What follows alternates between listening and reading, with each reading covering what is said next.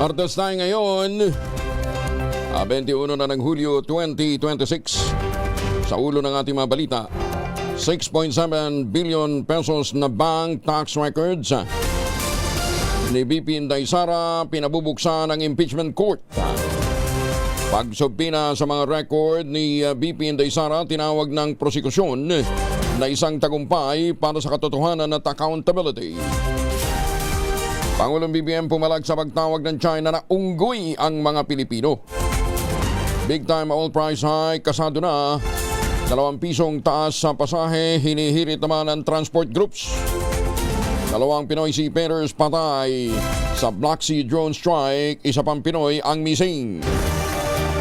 LPA o sama ng panahon na nasa labas ng Philippine Area of Responsibility, maaaring ma-develop bilang bagong tropical depression, Kiyapo. Kasama natin ang buong radyo natin FM nationwide, ang ating mga action radio station sa Luzon, Visayas at Mindanao. 91.7 BNFM Radio sa Cebu at 94.3 FM sa Jensen. Magandang umaga, Pilipinas! Sa detalye ng mga balita, isang low pressure area sa labas ng Philippine Area of Responsibility ang may medium chance na ma-develop bilang isang tropical depression sa susunod na 24 oras. Ayon sa pag-asa, sakaling pumasok ng PAR ang bagyo, tatawagin ito sa pangalang Kiyapo. Huling namataan ng pag-asa ang LPA 07D sa rayong 1,740 kilometers east ng southeastern Luzon. Samantala, ang southwest monsoon habagat pa rin na siya magdudulot ng maulap na papawari na may isolated rain showers o thunderstorms sa Metro Manila, Mindanao, Ilocos Region, Cordillera, Administrative Region, Mimaropa, gayon din sa Western Visayas at Negros Island Region. Asahan din ang katulad ng weather conditions sa Batanes, Babuyan Island, Zambales, Bataan, Cavite at Batangas. 2 Pinoy seafarers ang napaulat na nasawi sa mga nangyaring drone attack sa mga barko sa Black Sea. Ayon sa Department of Migrant Workers, ang unang biktima ay naitala noong July 6. Ang ikalawa naman ito lamang linggo, July 19. Ayon kay Migrant Workers Secretary Hans Leo Kakdak, tinututukan na ng pamahalaan ang repatriation ng mga naturang Pinoy. Samantala, nasa 12 Pinoy seafarers naman ang nagtamo ng mga sugat dahil sa naturang drone strikes habang isa ang nawawala. 4 sa mga sugatan ay na-repatriate na habang ang 8 iba pa ay sumasailalim pa sa gamutan at psychological support. Sa tala ng DMW, as of July 20, siyam na barko na may lulang 139 Pilipinos ang nasira matapos atakihin habang dumadaan sa hilagang bahagi ng Black Sea na isang high-risk area. Aarangkada na ngayong araw ang malakihang taas presyo ng petrolyo. Aray ko! Sa anunsyo ng mga oil company, 10.68, 10 piso at 68 sentimo ang dagdag sa kada litro ng diesel. 11.77, 11 pesos and 77 centavos naman ang sa kerosene, 3.65, 3 piso at 65 centavos naman sa gasolina. Diyan man pinigyan din ng mga oil company ang kahilingan o pinagbigyan ng mga oil company ang kahilingan ni Energy Secretary Sharon Garin na hati-hatiin ang pagpapatupad ng price increase upang mabawasan ang epekto nito sa mga motorista. Bunsod nito, ang Shell at COL ay magtataas muna ng 3.60 sa kada litro ng gasolina, 8.20 naman sa diesel, 8G sa kerosene ngayong Martes. Habang susundan nito ng 1.20 kada litro sa diesel sa Miyerkules at Huwebes, habang ang karagdagan 2.30 naman na halaga sa kerosene ay patutupad din sa Miyerkules, 1.20 sa Huwebes. Ayon sa DOE, dulot ang pagtaas ng presyo ng patuloy na tensyon sa gitang silangan, lalo na ang sigalot sa pagitan ng Estados Unidos at Iran na nakakaapekto sa pandigdigan supply at presyo ng langis. Sa kabila nito, tiniyak naman ng DOE na sapat pa rin ang imbak ng langis sa bansa sa kabila ng paggalaw ng presyo sa pandaigdigang merkado. Muli namang nananawagan ng mga transport group sa pamahalaan, aprubahan na ang 2 pisong aumento sa pamasahe kasunod ng panibagong pagtaas ng presyo ng langis na epektibo rin ngayong Martes. Ayon kay Manibela Chairperson Marbal Buena, hindi pa rin nakakamawi ang mga tsuper mula sa sunod-sunod na oil price hikes mula noong Marso, kaya hindi na sapat ang piso na dagdag pamasahe. Iginit ni Villanueva na doble ang kanilang hiling dahil sa hindi naaprubahan ang naunang petisyon bago sumiklab ang tensyon sa gitang silangan. Matatandang ipinatigil ng Pangulong Bongbong Marcos ang nakatakdang fare hike noon at inihahanda naman noon ng Land Transportation, Franchising and Regulatory Board ang mahakbang para maibsan ang pasanin ng mga commuter sa gitna ng pagtaas ng presyo ng mga pangunahing bilihin. 11 minuto na makalipas ang alas 4 ng umaga, magpapatuloy ang fuel subsidy program ng pamahalaan para sa mga PUV drivers at mga operator. Kasunod dito na muling pagtaas ng presyo ng mga produktong petrolyo dahil naman sa tumitinding tensyon sa gitang silangan. Ayon kay Palace Press Officer Claire Castro, may 2.5 billion pesos pang budget para sa fuel subsidy na manggagaling sa 2025 Continuing Fund. Nilinaw naman ni Castro na hindi na palalawigin pa ang pagpapatupad ng service contracting program dahil wala na rin karagdagang pondong inilaan para dito. Sinabi pa ni Castro, inaatasan naman ang Pangulong Bongbong Marcos Jr. ang mga kulang ahensya, partikular ang Department of Energy, i-monitor ang sitwasyon at magpatupad ang hakbang na makatutulong para ma-stabilize ang oil prices sa gitna pa rin ng krisis sa gitnang silangan. Aminado naman si Customs Commissioner Ariel Nepomuceno na maapektuhan ang kita ng kawanihan sakaling suspindi muli ang pagpapataw ng excise tax sa LPG at kerosene. Ito ay sa harap ng muling pagsipa ng presyo ng produktong petrolyo kasunod ng tumitinding tensyon sa gitang silangan. Ayon kay Nepomuceno, tiyak na naapektado nito ang kanilang koleksyon kung ibabalik muli ang suspensyon ng excise tax, lalo't itinaas pa sa 7 billion ang kota ng Bureau of Customs. Ganman kumpiyansa pa rin ang Commissioner na makakahanap pa sila ng ibang posibleng pagkukunan ng buwis bilang pamalit dito. Ang ginagawa po namin, ng aming team, yung aming pong pamunuan, naghahanap po kami ng iba pong mga posibleng pagkuwanan ng buwis bilang pamalit naman po dito sa nangyayaring nababawas pong pwede nating pagkolektahan po ng duties and taxes. Kaya naman po yan, may paraan naman po na tama upang mapunan po yung magiging pagkukulang. Sinabi din ni Nepomuceno, bagamat natin ang sinuspindi ang excise tax sa LPG at kerosene, nagawa pa rin nilang malagpasan ang kanilang collection target dahil sa mas mahigpit na assessment para maiwasan ang misdeclaration ng mga kargamento. 14 minuto na makalipas ang alas 4 na umaga, muling tiniyak ni House Speaker Bogie D. III ang commitment ng Kamara na siguruhing mararamdaman ang bawat lalawigan ng pag-unlad ng bansa. Ayon kay Speaker D, patuloy na isinusulong ng Kamara ang mga batas na magbibigay ng mas malaking oportunidad para sa mga pamilyang Pilipino, magpapalakas sa mga lokal na komunidad at makatutulong sa paglago ng Pilipinas. Sa kanyang talumpati sa ika-6 na pong anibersaryo ng South Cotabato, kung saan dinaluhan din ang ika-27 Tinalak Festival, sinabi ng speaker na ang pag-unlad ng lalawigan ay patunay na malaki ang nagagawa ng pagsasanib puwersa ng pamahalaan at ng mga mamamayan.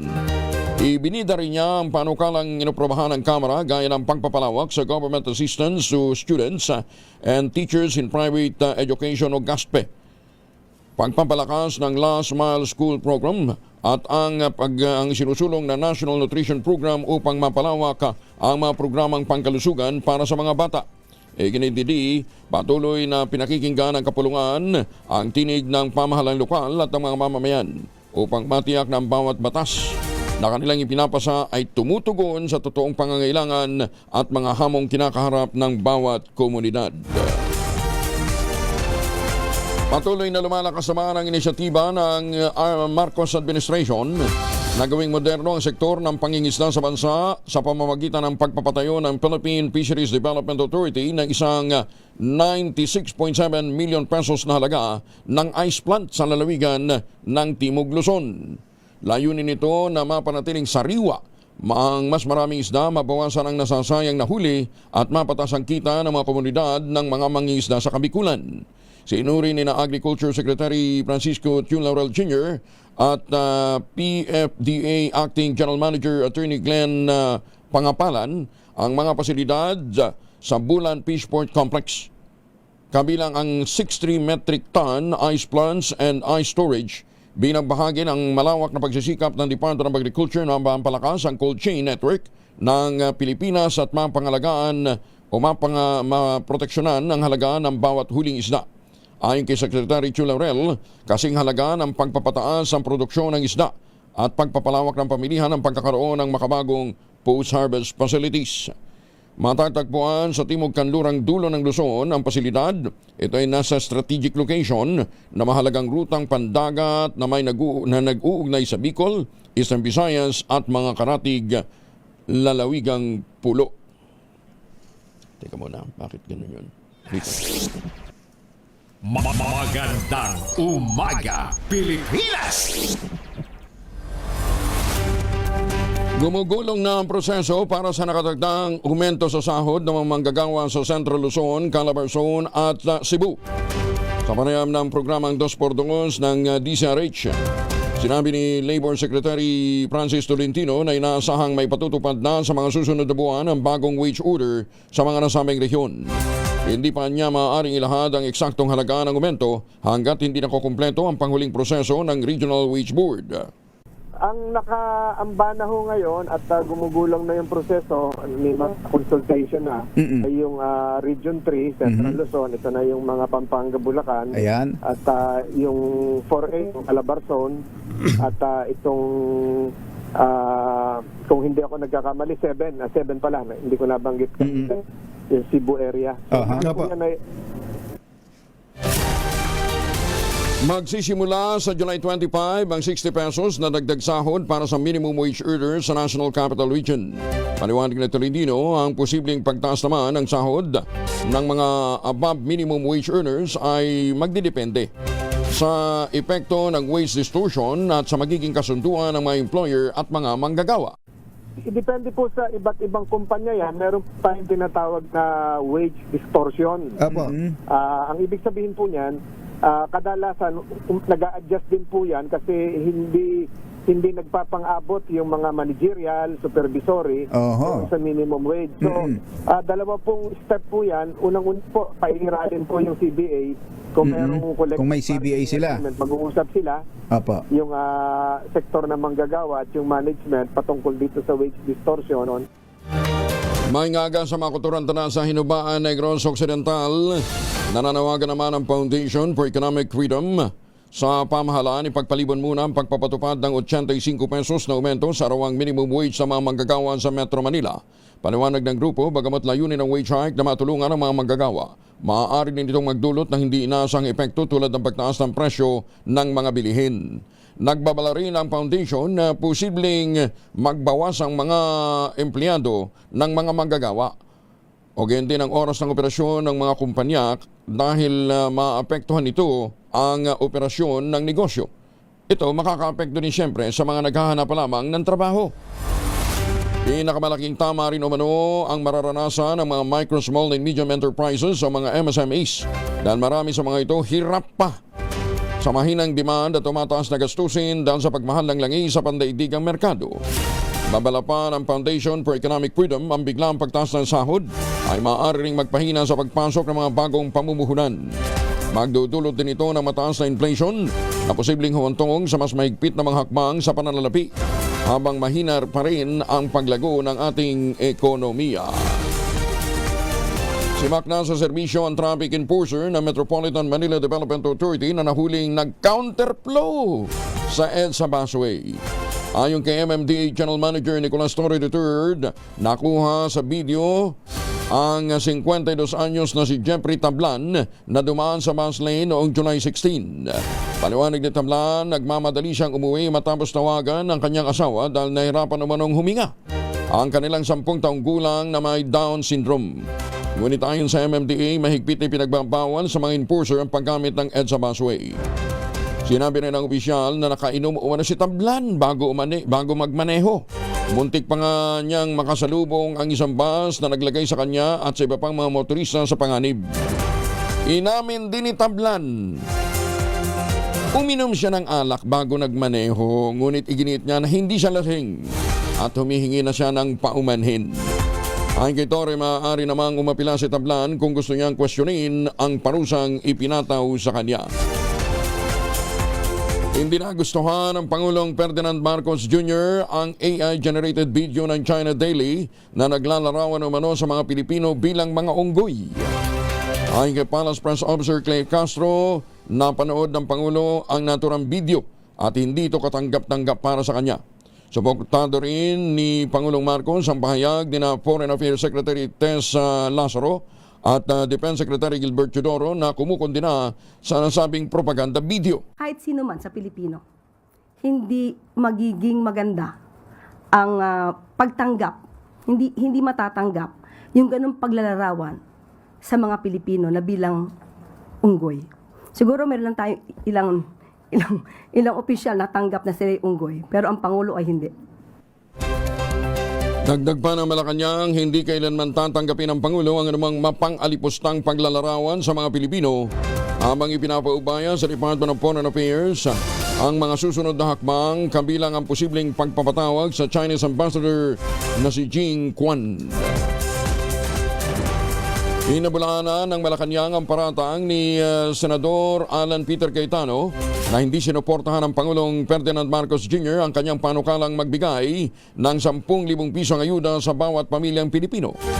Ayon kay Palace Press Officer Claire Castro, unang inihain ng panukala noong 2021 bago pa man manalo at maupo sa pwesto ang Pangulong Marcos. Iginit ni Castro, hindi makatarungang isisi sa kasalukuyang Pangulo ang hindi pag-usad ng panukala dahil inihain ito sa nakaraang administrasyon. Sinabi pa ni Castro, si Cayetano ang dapat managot sa hindi pagkakapasa ng panukala sa halip na isisi ito sa Pangulong BBM. Kung wala pa po siyang nagagawa, wala pong masasabing ni-reject ang Pangulo dahil wala po nga siya nasisimulan. Itong mga kahinaan ni Senator Alan Cayetano, kabagalan, at hindi at walang kakayanan sa pagtupad sa kanyang pangako ay huwag niya pong ipahid sa ibang tao. Akuin niya mismo kung ano ang kanyang kakulangan. Ipinangako niya po itong 10K kada pamilya. Hindi na nga po umusad nung siya ay miyembro ng Kongreso. Pero ginawa pa po niya to na pangako sa kanyang pangangampanya. Huwag niya naman sarang gayahin yung pangakong ala jet ski na pang kampanya lang. Magandang umaga, Pilipinas! Upang suguin ang lumalalang kaso ng illegal na online gaming sa bansa, maprotektahan ang mga manlalaro, inilunsad at pinalakas ng Philippine Amusement and Gaming Corporation ng PAGCOR ang PAGCOR Guarantee website. Maaari na i-check ng publiko sa nasabing website kung lisensyado o kaya lihitimo ang isang online gaming site bago sila maglaro o kaya magbayad. Regular na ina-update ang website at may direktang link ito sa mga lisensyadong gaming platforms. Ayon kay PAGCOR Chairman at CEO Alejandro Tenco, matutulungan ito ang publiko na makaiwas sa mapanlinlang na mga website at maprotektahan ang kanilang mga karapatan bilang manlalaro. Paalala ni Chairman Tenco na maging mapanuri ang sa bawat online gaming activity na sasalihan sapagkat dumarami ng mga reklamo hinggil sa illegal na mga gaming sites na hindi nagmabayad ng panalo. Para sa karagdagang impormasyon, bisitahin lamang ang www.pagcor.ph/PAGCOR Guarantee. Samantala, top 1 most wanted person ng Calasiao, Pangasinan, 3 taong nagtago sa batas, arestado. Detalye na balita mula kay Freddy Fajardo, Aris 38. Masantos siya kabasan ni Chekemin sa ating mga kababayan dyan sa Pangasinan, Freddy. Masantos siya kabusan, Kuyang Angel. Nasa kote ng Calasiao Police ang kanilang top 1 most wanted person municipal level na isang 29 anyos na lalaki na naharap sa kaso ng paglabag sa Republic Act 10883, New Anti-Kidnapping Act of 2026 na higit 3 taon ding nagtago sa batas. Batay sa ulat ni OIC Chief of Police Lieutenant Colonel Daryl Nivado, naaresto ng kanyang mga tauhan kahapon ng tanghali sa Barangay San Vicente ang suspect na residente sa lugar sa bisa ng warrant of arrest na pinalabas ng Regional Trial Court Dagupan City noon pang 2023 na may criminal case number 2023-0673-D na napagkalooban ng piyansang 300,000 piso para sa pangsamantalang kalayaan ng suspect. Sa ngayon nasa kustodiya ng Calasiao police station ng akusado na pag lumabas ang commitment order ng hukuman ay ililipat na siya sa BGMP Dagupan City. Mula sa Action Radio Pangasinan, ito si Freddy Pajardo, Aristartet nag-uulat para sa DCRH Una sa Pilipinas. Una sa Pilipinas. Salamat, Freddy. Naimbag na bigat ka na kayo amin sa mga suki natin dyan sa Bulog, Cagayan. Magandang umaga, Pilipinas! Mga misis, sa may araw ba si Mr. pag-uwi galing ng trabaho? Abay dalian sa germ sa katawan nila para labanan ang amoy araw at may pawis gamamit ang Shield Bath Soap regularly. Unbeatable ang Shield sa paglaban sa germs versus another brand may shea butter. Pampalambot ang kutis sa presyong abot kaya 12.50 SRP. Kaya naman recommended ito ng Philippine Nurses Association. Kaya mga misis, ay challenge you, subukan ang Shield Bath Soap. Galit sa sakit, may malasakit, sulit na sulit. Dalawang drug suspect na labas-masok sa kulungan, arestado na naman dahil sa kaso na may kinalaman sa illegal drugs sa Orani, Bataan. Detalye na balita mula kay Danny Kumilang, RH37. Danny, good morning. Dalawang hinihinalang tulak ng illegal na droga na kapo ilang ulit nang naaresto at nakulong ang nasa kote sa isinagawan drug bypass operation ng Orani Municipal Police Station sa Barangay Bayan, Orani, Bataan, dakong alas 10:05 ng gabi. Ayon dito kay Orani Chief of Police Police Major Popangan Jr., ang dalawang suspect ay edad 33 at 34 na kapawalang trabaho at residente ng Orani, Bataan. Lumabas sa record ng pulisya na ang isa sa kanila ay ika-4 na beses nang naaresto, habang ang isa naman ay ika-7 beses nang naharap sa kaparehong kaso na may kasong karnaping ang dalawa.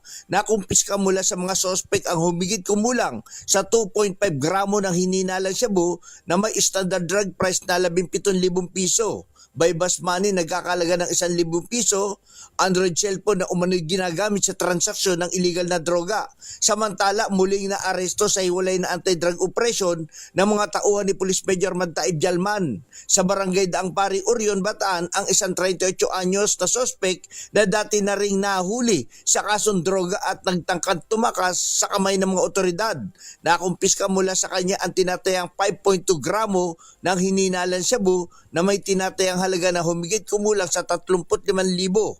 Ang lahat ng nadakip ay isinailalim na sa inquest proceeding kahapon kaugnay ng kasong paglabag sa Republic Act 9165 o ang Comprehensive Dangerous Drug Act of 2002.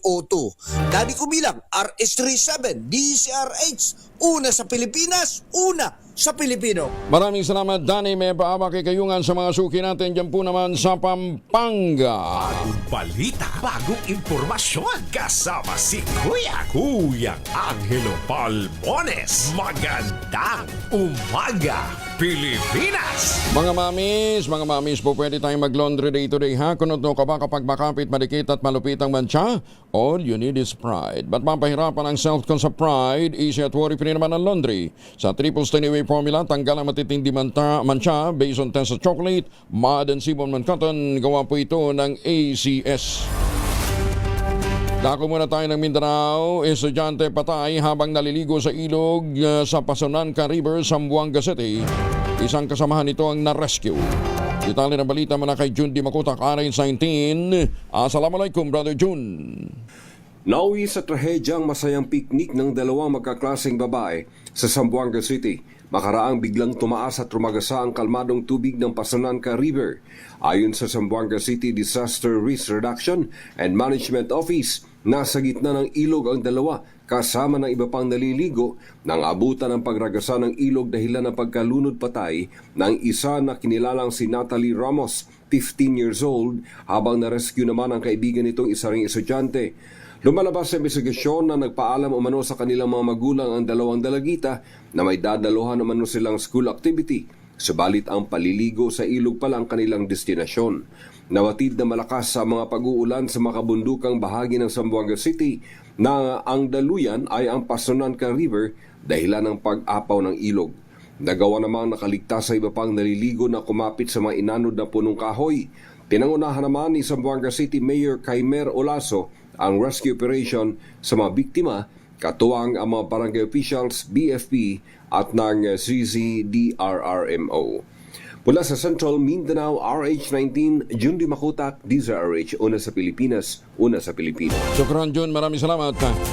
Nagpahiwatig naman si Public Works Secretary Vince Dizon na marami pang pangalan ng mga matataas na opisyal ang madadawit sa investigasyon ng mga anomalya sa flood control project. Ayon kay Dizon, hintayin na lamang ang mga susunod na hakbang ng Office of the Ombudsman at ang mga iaanunsyo ng Pangulong Ferdinand Marcos Jr. sa kanyang State of the Nation address sa July 27. Tinukoy din niya ang pahayag ni Ombudsman Jesus Crispin Remulla na malapit ng masampahan ng kaso ang isang tinatawag na big fish sa iskandalo. Samantala, pinahig ni Dizon ang kanyang tiwala sa desisyon ng Ombudsman kaugnay ng panukalang gawing state witness ang dating Public Works Secretary na si Manuel Bunuan. Iginit ng kalihim, dapat suportahan ang hakbang kung makatutulong ito sa paglalantad at pagpapanagot sa mga umano'y utak sa mga irregularidad sa flood control project. Mahiya naman kayo. Ano, Mr. President? Mahiya naman kayo. Mukhang magkakaroon ng katuparan sa magiging anunsyo ho ni Pangulong BBM kung sino-sino yung masasampahan ng demanda, yung pahayag na yan na mahiya naman kayo. Kaya lang, Mr. President, Secretary Vince Dizon, bakit yung isa sa pinakamalaking kontraktor na unang pinangalanan ng Pangulo, yung Legacy Construction ni Alex Abilido, na ang sabi niya kasalanan niya lang naman yung magandang asawa niya. Yan. Bakit ito hindi ho yata kasama doon sa mga nadedemanda? Paano ha? Hindi kasama sa mga. Alam ho ba ninyo, isa pang milagrong nangyari? Na-lift ho ang kanyang suspension ng pickup. Kaya inggit na inggit yung ibang mga na-suspende ha. Takan nyo sila na hindi naman ganun katindi yung mga bansag sa kanila. Hindi pa nalilift yung kanilang suspension. Pero ang sa Legacy ni Alex Abilido, lifted na. Gandang umaga sa mga kaibigan natin dyan sa Picaba. At least mabilis silang umaksyon, di ba? Sa Legacy Construction. Meron bang isa? Yung magkapatid ni Eric at saka Eldrick Yap, di ba? Nakapraise na yung kanilang mga assets, pero nauna pang nakulong sa kanila si Marcoleta. Itong magkapatid na ito, alam natin na marami din hong mga atraso na ipinupukol sa kanila. Lalong-lalo doon sa rock netting. Diyan ho sa bandang norte.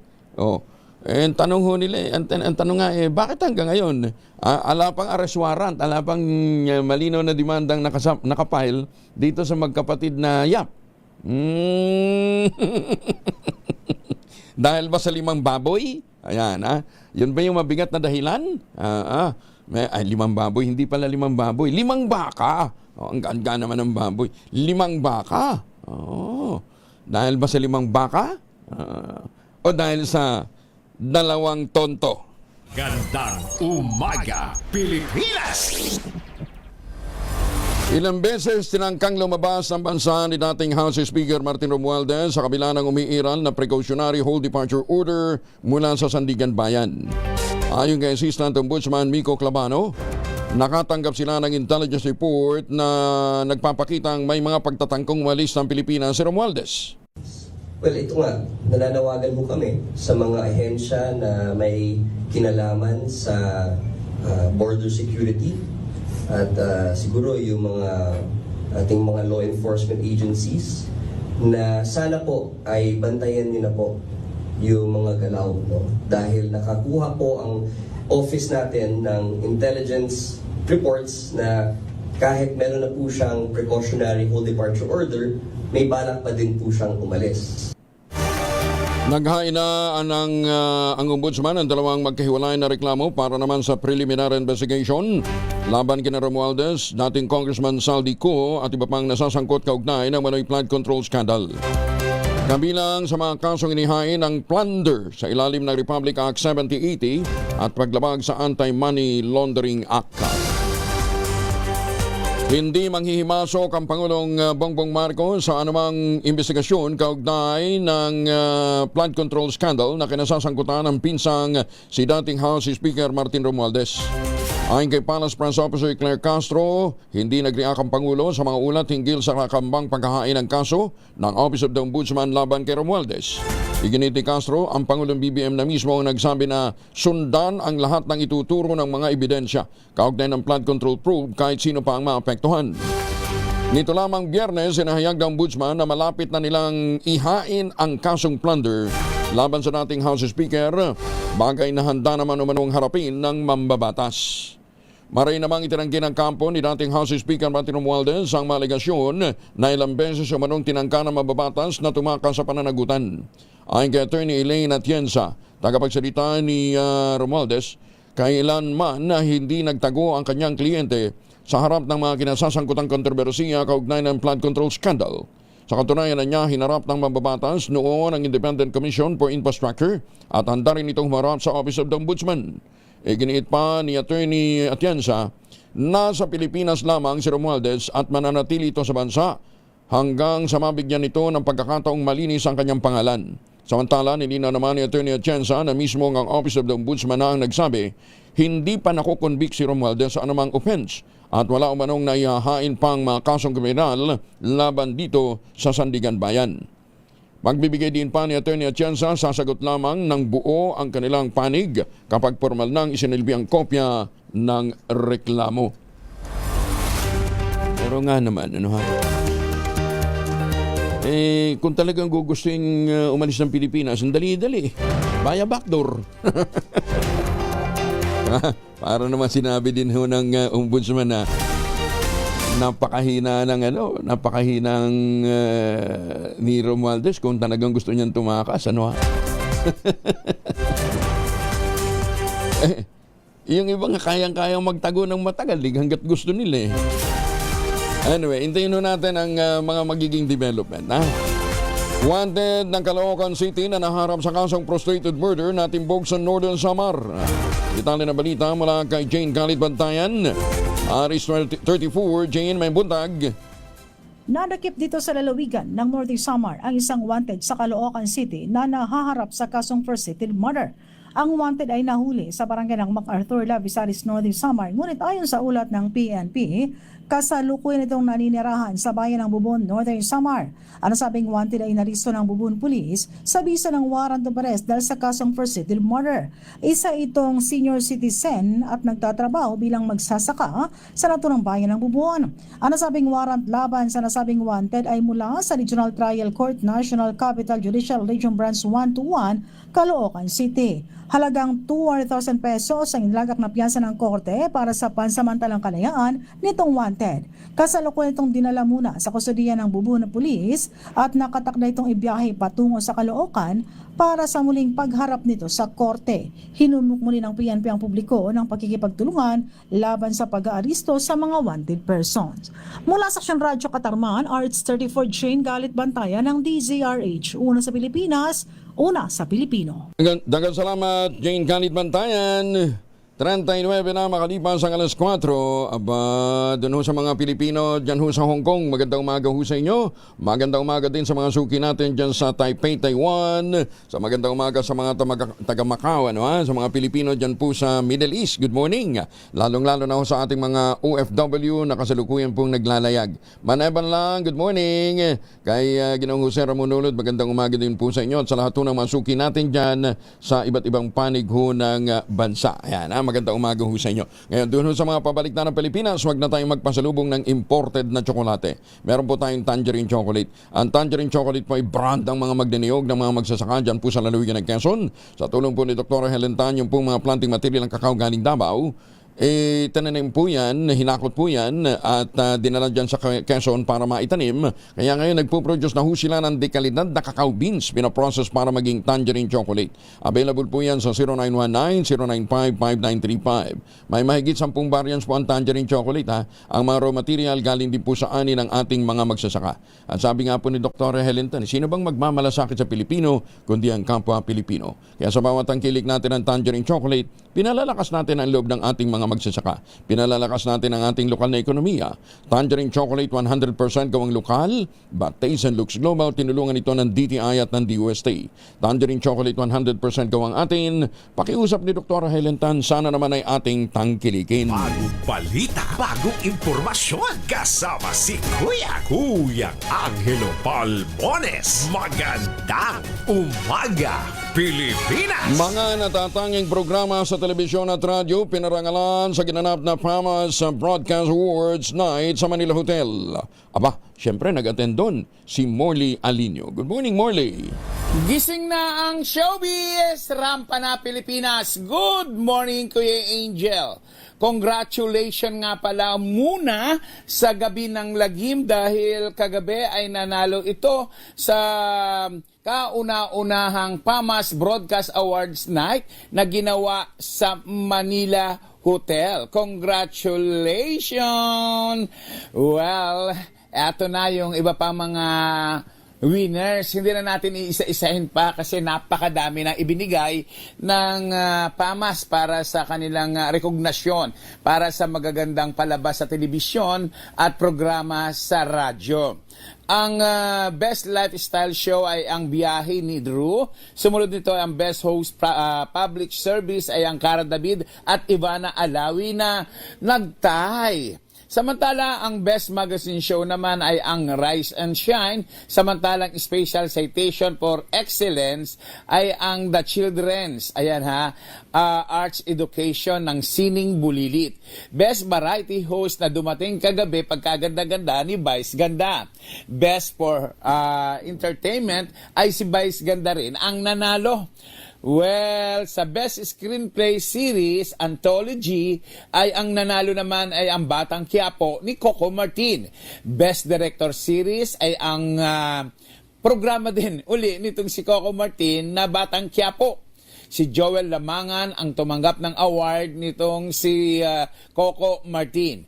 Best Performer Series Anthology ay ang baguhang aktor na si Kelvin Miranda para sa Encantadia. At syempre pa, ang Best Supporting Actor Series Anthology ay si Roda Joel Lamangan Quiapo. Ayan ang mga winner. And congratulations kay Tina Lloyd dahil siya ang pinagkalooban ng award para sa Rosa Rosal Achievement Award. Congratulations sa lahat ng mga nanalo. Kaya naman marami ang natuwa, marami ang nag-enjoy dahil maayos naman at maganda ang pagkakagawa ng kauna-unahang PAMAS Broadcast Arts Awards para sa 2026. Ako po si Morley Alinio para sa DZRH, una sa Pilipinas, una sa Pilipino. Babu! Maraming salamat, Morley. Congratulations sa mga winners. Magandang umaga, Pilipinas! Mario Biranya Jr., good morning. Magandang umaga din po sa mga suki natin dyan sa Kinapawan City. May buntag sa matik paminaw nato diyan sa Kabisayan o Mindanao, labi na sa Davao o mga taga-Mati. At teka muna, pamigay daw muna tayo ng pera. Saan nga ba naroon ngayon sina Sherwin Alparo? Tumutok sa DZRH at manalo ng isang 1,000 pesos sa Malacash promo kasama ang Charm Popcorn Purple Eternity. Sherwin Alparo kasama ang Charm Popcorn Purple Eternity ay nandyan sa Barangay Aniban 1, Bacoor, Cavite. Aba, nandyan sila ngayon sa teritoryo ng mga Rimulya at ng mga Revilla. Barangay Aniban 1, Bacoor, Cavite, kasama ang Charm Popcorn Purple Eternity. Ready na ba kayong tandaan ang ating word of the day para manalo ka ng DZRH mini component? Eto na! Ang ating word of the day ay raffish. Raffish. Ayan, ha? Sa Tagalog daw po ay mukhang kanto. Kayo talaga, bagay, kaya mas mabuti niya kaysa tawagin ka mukhang unggoy, di ba? Oo. Di ba niya mukhang kanto? Ibig sabihin, kwadrado. Oo, yan, ha? Sa Tagalog po ay mukhang kanto, sa Ilocano, kaslakanto, at sa Cebuano, murag kanto. Ayan, ha? Ang ating word of the day ay Ruffish. Magandang umaga, Pilipinas! Alam natin ang naging ruling ng impeachment court dito po sa hinihinging subpoena ng kampo ng prosekusyon. Kaya lang meron hong kakaibang paliwanag si Attorney Romy Macalintal. Attorney Romy Mac, magandang umaga ho sa inyo. Magandang umaga sa iyo, Angelo, sa iyo mga tagapakinig, tagapanood. Doon sa pinadala mong mensahe, sinasabi ho ninyo, po pwedeng ma-question yung nakahanda ng written na ruling ng impeachment ng presiding officer ng impeachment court. Bakit? Maaaring ganoon dahil sa humihingi na nga ng certified true copy yung defense panel, di ba? Nakita mo sa bandang huli humihingi sila ng certified true copy. Pag humihingi ka ng certified true copy, yan ay preparation sa yung intention na i-apila ang nasabing desisyon sa Korte Suprema. Tsaka yung pagkakabigay ng ruling na yun, may ruling na pala, bakit kailangan pa magkaroon debate sa simula? Nagkaroon pa sila ng debate, nagkaroon pa ng ng mga question and answers between the senators and the defense and the prosecution lawyers. Na ganun pala, may nakahanda ng ganung ruling. Na parang nangyari, mayroon pa palang parang may prejudgment na nangyari. Na parang nagkaroon pa ng oral arguments, samantalang nakahanda na pala ang desisyon. Para bang walang iniwan sa sinabi na we will hang you after trial. Diba? Para bang teka muna. Palang gano'n. Hindi, pero prior to that kasi, attorney, di ba nagkaroon sila ng executive session last week, nagkaroon ng pulong ang mga senator judges. Baka doon palang na-frame up na kaagad ni na presiding officer na ito ang magiging ito ang magiging position natin.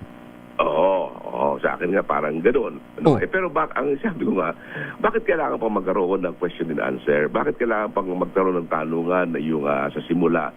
Na para sa akin, parang nasayang lamang yung panahon. Oras. Nasayang lamang yung oras. Na yung pala naman, tapos na. Bakit hindi pa gano'n? Sapagkat, alam mo, nagsubmit na nga ng memorandum yung mga parties, di ba? Noong isang the other week, nagsubmit ng memorandum, nagkaroon pa ng oral arguments. Sa korte, pagka ikaw ay nagkaroon ng oral arguments, pagkatapos nagsubmit ka na ng memorandum, wala na yung mga question and answer pa na gagawin ang hukuman. Ibig sabihin, submitted na for resolution, kaya yung resolution niya, yung decision niya, yung ruling, ay base doon sa memorandum o kaya sa oral argument na nangyari. Hindi, baka naman for the spirit of, in the spirit of transparency. Kaya... wala akong sinasabing spirit. Ano pang transparency ay nandun na nga yung memorandum nila. Nagawa na nila memorandum. Nagkaroon na ng oral arguments. Pagkatapos bigla na lamang meron akong ruling na yung arguments na yon na para bang hindi mo na yan naisama doon sa ruling. Yung arguments na yon, yung mga question answer na yon ay hindi na naging bahagi ng ruling. Na parang sige, magsalita lang kayo dyan, pero tapos na pala naman itong aming ruling na ginawang ito. Kaya doon ako nagtaka na sinabi ni Senator Chis Escudero, okay, tapos na yung mga arguments ninyo, the presiding officer will not make the ruling. Ayun. Hindi, baka naman... attorney, baka naman mabilis lang talaga siya magsulat o habang nagpipreside siya, mabilis yung kanyang kamay, hindi lang natin nakikita, nagtatype siya sa computer. Pero yun napaka-imposible mangyari yun kasi preparado na yung ganun ba? Ruling. Hindi kasi, di ba? Naman sa akin, parang okay naman yung ruling na yun. Kaya naman, nakakapagtaka noon, tapos na pala, bakit kailangan pa yun? Di ba, hinihingi nila na kailangan mapabilis? Di ba, sila na mismo nagsasabi, kailangan we have to speed up the trial. Kailangan mabilis natin sapagkat bigyan natin ng speedy trial itong si Vice President Sara Duterte. Kung yun ang kanilang mga gustong gawin, bakit kailangan pa sila magkaroon ng halos 2 oras na takalakayan pa bago inalabas ang nasabing ruling? Pero hindi inappropriate yun. Wala namang question of propriety doon. Para sa akin meron parang hindi appropriate parang hindi nakakatawa na nangyari sapagkat para bang yung mga sinabi nila doon, parang hindi mo kinonsider yun. Yung mga sinabi doon parang baliwala. Okay, magsalita kayo na magsalita dyan, pero nakahanda na ang aking ruling na ito. Na huwag kang tayo magsalita dyan, pero may decision na ako. Parang kung ako ang abogado, bakit pa ako gano'n? Bakit pa ako pinagsalita rito? Ganun.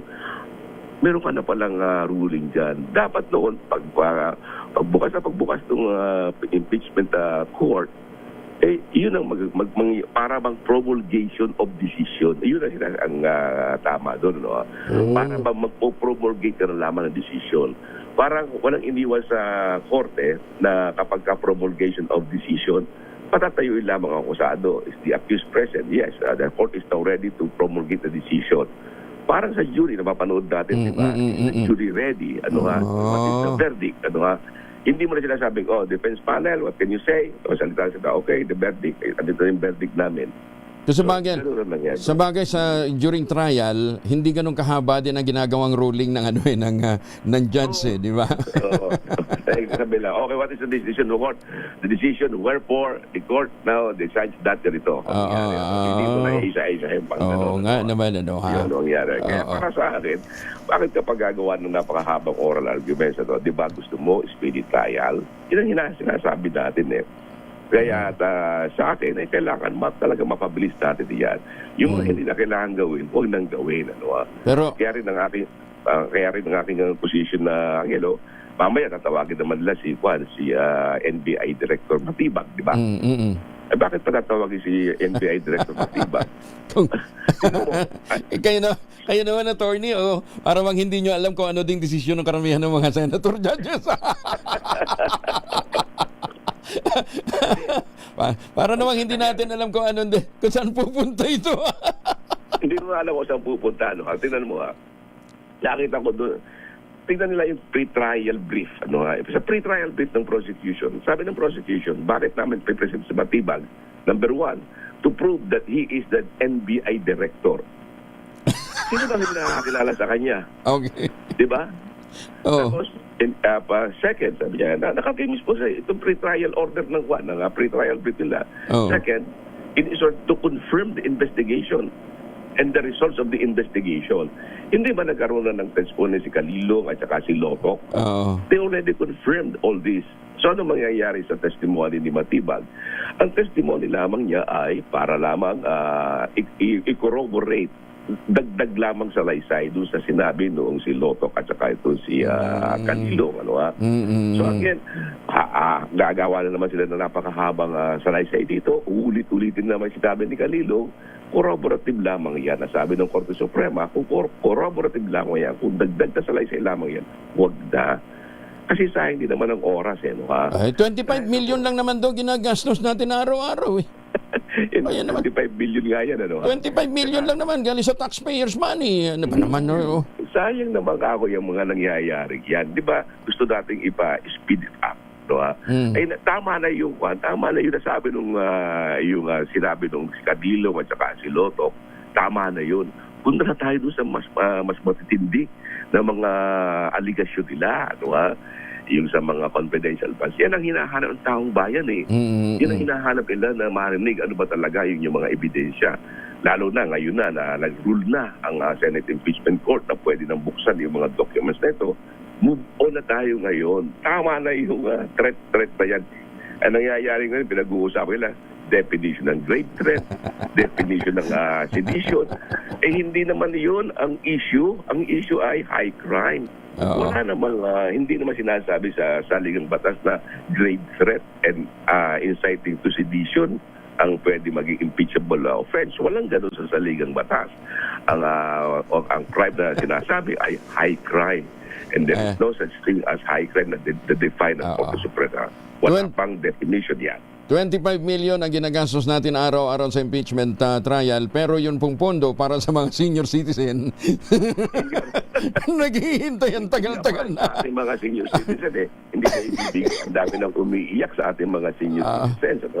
Yung threshold age na 80, 85, 90, 95, ang dami naghihintay dyan. Na ibibigay. Pagkatapos ganyan na lamang, magkakaroon tayo ng trial na paulit-ulit. Pagkatapos sila didili lamang, sayang naman yun. Marami tayong hinihintay. Kaya kami, tayong taong bayan, naghihintay tayo na sana naman maging yung alalahanin lang lagi na ang taong bayan naghihintay at hindi dapat masayang oras, hindi masayang ang pondo. Na ulit-ulitin lamang nila tanong ng tanong na hindi, wala naman siyang mga tanong na hindi naman dapat tinatanong. Ano ha? Okay. Para lamang ang makapagtanong.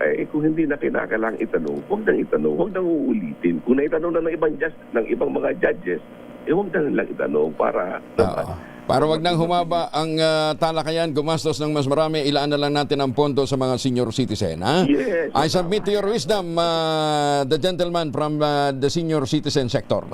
Yan, dapat yan. Ito po, Your Honor. Salamat, Atty. Romy Mac. Magandang umaga. Yeah, maraming salamat, Angelo, at sa iyong mga tagapanood, tagapakinig. Thank you. Maraming salamat po. Magandang umaga, Pilipinas! 17,000 residents naman ng Eastern Visayas sumanggap ng tig 2,000 piso sa ilalim ng Uplift Program. Detalye na balita mula kay Jimmy Angay-Angay, RS32. Maupay nga agad, Jimmy. Mahigit 17 residente sa Eastern Visayas nakatanggap ng tiga 2,000 piso sa ilalim ng Unified Package for Livelihood Industry and Transportation o Uplift Program ng pamalaan. Ayon kay DSWD, Eastern Visayas Regional Director Chris Subong, mabot sa 17,219 na beneficiaryo na bigyan ng ayuda sa kick-off payout kahapon na bahagi ng mahigit 86 milyong pisong pondo inilaan para sa Eastern Visayas. Sinabi ni Subong na ang naabot sa unang araw ay katumbas ng 20% na target ng mga beneficiaryo sa Region 8. Magpapatuloy pang payout sa mga susunod na araw para sa mga kwalipikadong mahirap at near poor households. Sa susunod na mga payout target na gamitin naman ang GCash bilang paraan sa pamahagi ng ayuda. Samantala, katuwang ng DSWD sa Uplift Program ang Social Security System na sasaklaw ng higit kumulang 1.5 milyong low-income SSS members sa buong bansa na may buwan ng sahod na hindi higit sa 20,000 pesos. Wala dito sa DYVL Action Radyo Tacloban, ito si R32 Jimmy Angay-Angay para sa DZRH. Una sa Pilipinas, una sa Pilipino. Dagan salamat, Jimmy. Samantala, 2 minuto na lamang, mag-aalas 5 na ng umaga, oras na para tayo po naman ay mag-ultamayo. Nangamang ultamayo, ito po postbiotic with Lactococcus lactestrin plasma. Dumaan po ito sa mahabang clinical trial, hindi testimonial, hindi kwentong kutsero, kundi human clinical trial dyan po sa Japan. Ang bawat kapsula ng ultamayo ay nagtataglay ng 50 billion cells ng Lactococcus lactestrin plasma. Kaya napaka-potent po nito na pagpasok po sa ating sistema, sa ating katawan, ina-activate nga po nito yung PDC, yung plasmacytoid dendritic cell. Yan po yung tinatawag na madalubhasa na commander ng ating immune system, responsable sa pagtataboy ng mga toksin sa ating katawan habang tayo po ay natutulog. Kaya ang ultamayo po ay nakakatulong para ma-achieve natin magandang tulog. Pag may magandang tulog, may magandang gising, may panlaban tayo sa puyat, pagod at stress. Ilan lamang yan sa mga benepisyo po ng ultamayo. Kung may mga katanungan po tayo, mag-text lamang sa 0931-033-2871. Ulitin natin ha, 0931-033-2871. Ang ultamayo po ay registrado sa Food and Drug Administration, halal certified. Ngayon, ito po ay available sa Mercury Drug at Damasco Drug. Kung bibili ho kayo ng isang box ng Ultamayo Postbiotic, yung 30 capsules, sa alinmang Mercury Drug Store sa buong bansa, makakakuha pa rin ho kayo ng free 100 pesos Mercury Drug Gift Certificate. Promo runs until July 31, 2026 only. Per DOH FDA CFR permit number 0981-07-2025. Mahalagang paalala po, ang Ultamayo ay hindi gamot at hindi dapat gamitin panggamot sa anumang uri ng sakit. Magandang umaga, Pilipinas! May huli na si Sherwin Alparo. Tumutok sa DZRH at manalo ng isang 1,000 pesos sa Malacash promo kasama ang Charm Popcorn Purple Eternity. Hey, Sherwin! Yes, good morning Kuya Angel. Early to bed, early to rise at syempre maaga nating nahuli ang masugid mong tagapakinig sa YouTube. Ba, Pangalan niyo po? Cheryl Bidalion po. Si Ate She palaging naka-tune in sa YouTube. Ano pag bukas po ng inyong tindahan, nag-YouTube na kayo? Opo.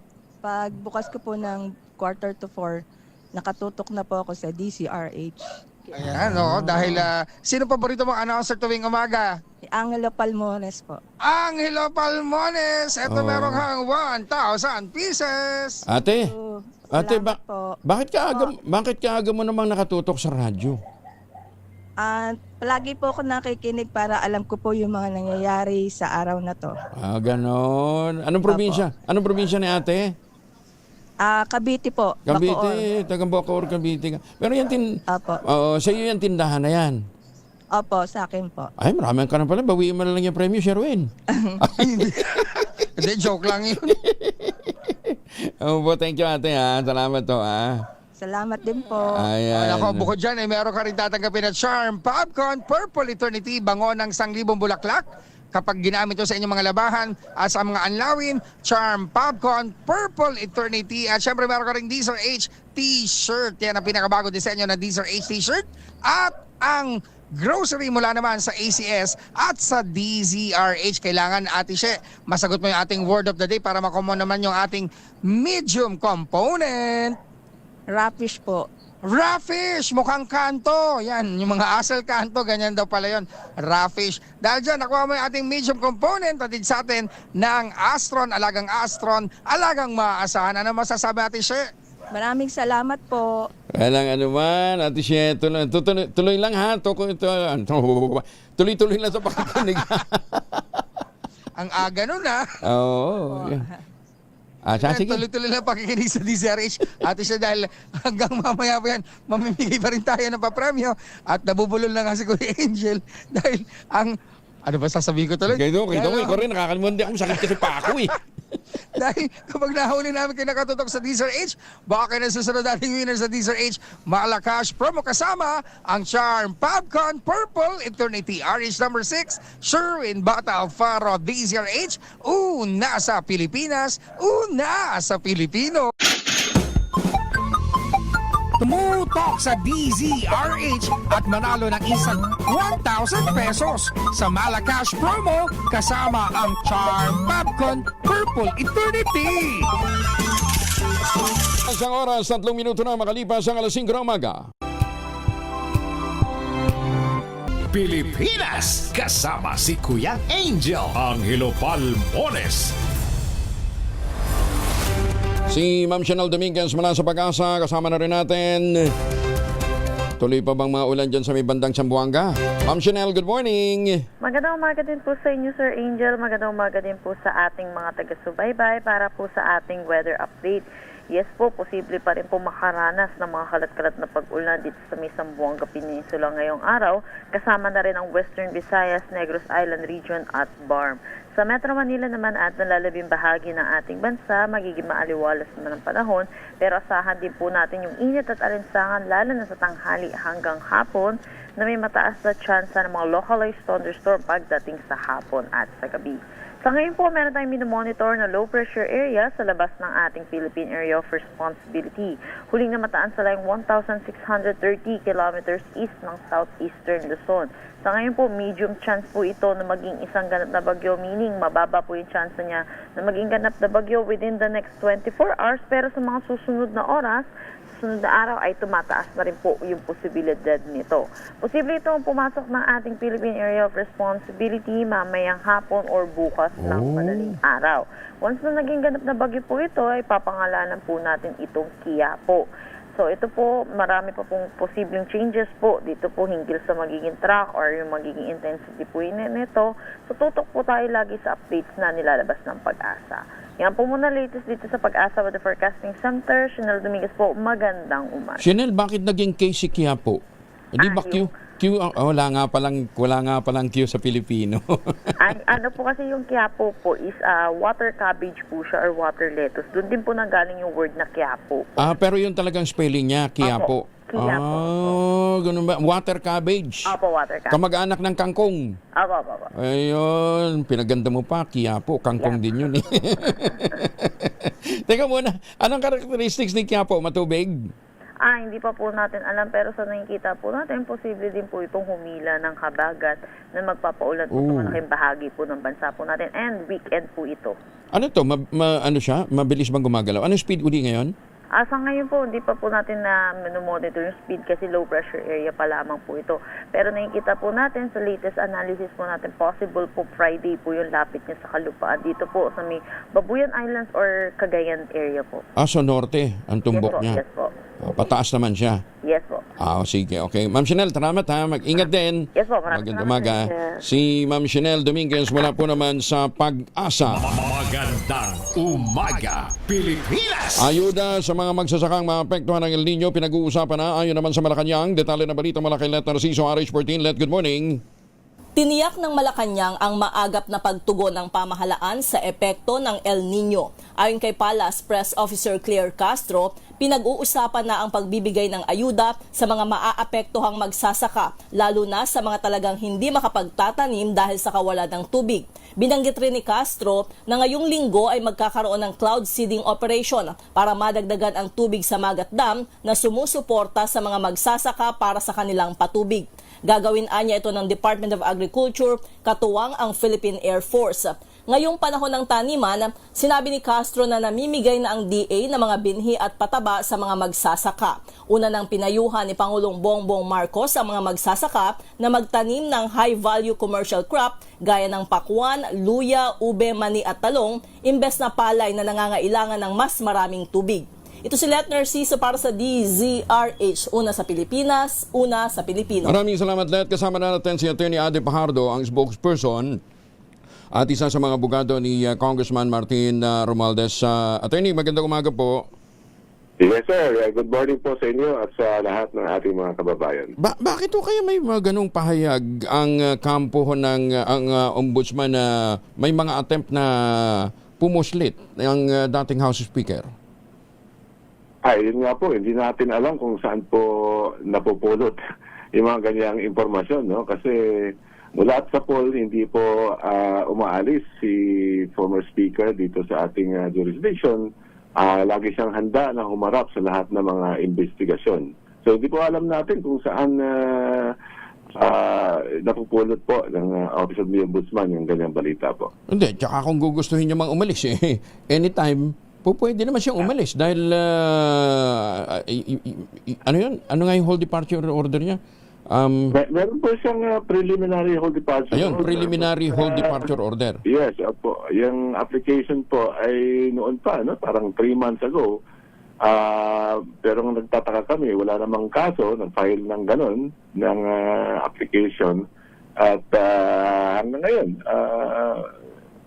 sila ay nagbabanta pa lang din po ng subpoena. Teka muna, pag sinabi nating preliminary whole departure order, would that suffice para hindi makaalis ang isang Pilipino palabas ng bansa? Well, yes, how does it differ from whole departure order? Well, ang normal po kasi na whole departure order, meron po munang kaso, di po ba, na malaki or may matinding gravity, no? At syempre, mag-i-issue kung may ganung kaso or criminal case na pending sa isang korte, sasabihin na or mag-a-apply ang prosecution na issuean ng whole departure order kasi flight risk, no? Malaki ang tsansa ng akusado ay aalis ng Pilipinas at hindi na babalik dahil nga doon sa probability of guilt and therefore hindi na siya babalik para matakasan ng jurisdiction, no? Yan po ang normal issuance ng whole departure order. Dito po ay hindi pangkaraniwan in the sense na wala pang kaso ay nagkaroon na po ng preliminary whole departure order upon the application po ng prosecution.